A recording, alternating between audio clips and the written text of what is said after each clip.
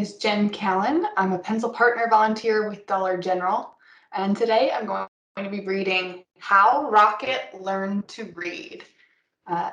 Author and illustrator's name, Ad Hill. Rocket loved to play. He loved to chase leaves and chew sticks.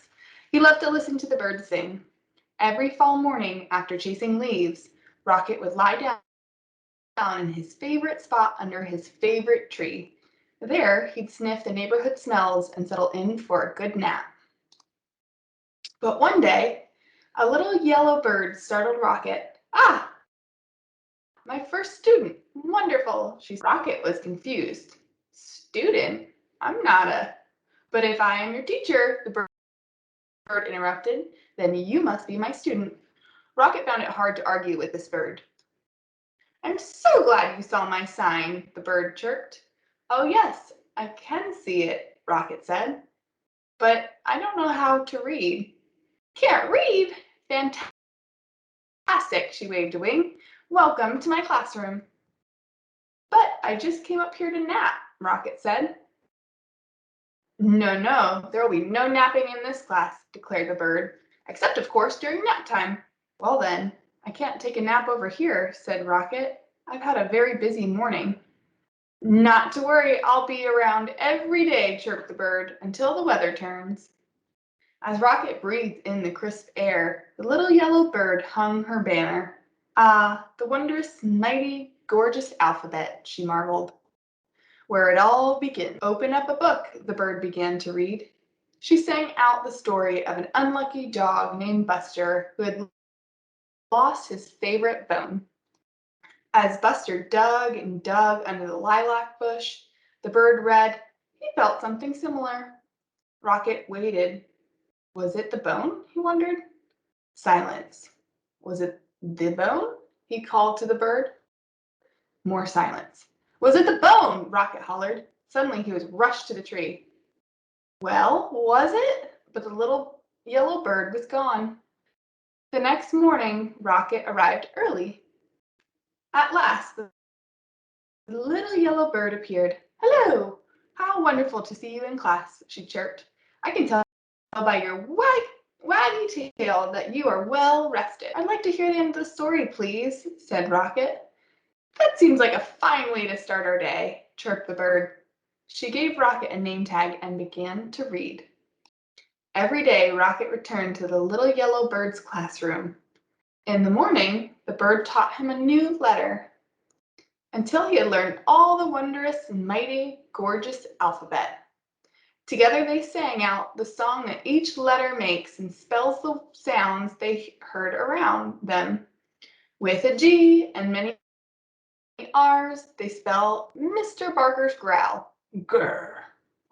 They spelled the sound of the wind, which was growing colder by day. Soon they were spelling words like F-A-L-L, or fall, for those gusty time of the year, and R-E-D, red, for the color of the leaves. And each afternoon the bird read a story. She read stories about dogs and birds. She read about leaves changing colors and about birds flying south for the winter. And then one day the weather turned and the letter banner disappeared. "See you again in the glorious spring," the bird sang.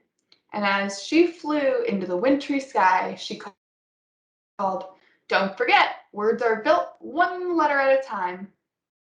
The days grew shorter and the leaves fell from the trees. The grass became crunchy. Soon Rocket's classroom disappeared under the snow. He remembered the little yellow bird's alphabet and practiced his letters.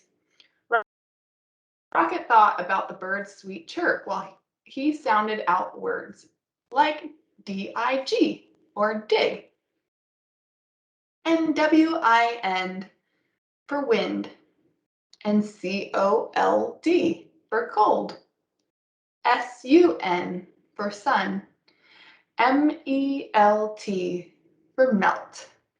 He made new friends and spelled their names. Hello, E-M-M-A for Emma. Hi there, F-R-E-D or Fred. He spelled everything. When Rocket spelled M-U-D, or mud, he knew that spring, as it always does, had returned. The breeze blew warmer, the grass grew greener, and a sign appeared. Early the next morning, Rocket rushed to his classroom. As he waited, he spelled W-A-G, or WAG. Soon the little yellow bird arrived. "Ah, my star student," she sang. "How wonderful to see you.